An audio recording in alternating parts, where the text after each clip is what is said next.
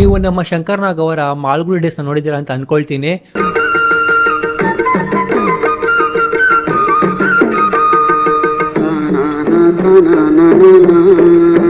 ಆ ಒಂದು ಶೋಗೂ ಮತ್ತೆ ಬೆಂಗಳೂರಿಗೂ ಒಂದು ನಂಟಿದೆ. ಆ ಶೋ ಅಲ್ಲಿ ಬರೋ ಮಾಲ್ಗುಡಿ ಆ್ಯಕ್ಚುಲಿ ಇರೋದು ಶಿವಮೊಗ್ಗದಲ್ಲಿ, ಬಟ್ ಆ ಒಂದು ಬುಕ್ಕಿನ ರೈಟರ್ ಆರ್ ಕೆ ನಾರಾಯಣ್ ಅವರಿಗೆ ಒಂದು ಫಿಕ್ಷನಲ್ ಟೌನ್ ಬೇಕಾಗಿರುತ್ತೆ. ಯಾಕಂತಂದರೆ ಅವರು ಆ ಒಂದು ಟೌನ್ ನೇಮ್ನ ಅವರ ಒಂದು ಬೇರೆ ಸ್ಟೋರೀಸ್ಗೂ ಕೂಡ ಅಡಾಪ್ಟ್ ಮಾಡ್ಕೊಳ್ಳೋಕ್ಕೆ. ಸೊ ಆಗ ಏನು ಮಾಡ್ತಾರೆ ಅಂತಂದರೆ ಆರ್ ಕೆ ನಾರಾಯಣ್ ಅವರು ಮಲ್ಲೇಶ್ವರಮಿಂದ ಮಾಲ್ನ ತೊಗೊಂಡು ಬಸವನಗುಡಿಯಿಂದ ಗುಡಿನ ತೊಗೊಂಡು ಮಾಲ್ಗುಡಿ ಅಂತ ಅಂದ್ಬಿಟ್ಟು ಅವರ ಒಂದು ಫಿಕ್ಷನಲ್ ಟೌನ್ಗೆ ಹೆಸರನ್ನ ಕೊಡ್ತಾರೆ. ಆ್ಯಕ್ಚುಲಿ ಇದು ಆ ಒಂದು ಮಾಲ್ಗುಡಿ ಅನ್ನೋ ಹೆಸರು ಹುಟ್ಟಿದ್ದು. ಆಗ ಇದ್ದಿದ್ದು ಬರೀ ಒಂದೇ ಒಂದು ಚಾನಲ್ ದೂರದರ್ಶನ್, ಅದರಲ್ಲಿ ಬರೀ ಬರ್ತಿದ್ದು ಹಿಂದಿ ಶೋಸ್ಗಳು ಆ್ಯಂಡ್ ಟೆಕ್ನಿಷಿಯನ್ ಎಲ್ಲನೂ ಕೂಡ ಹಿಂದಿಯವರೇ ಆಗಿದ್ರು.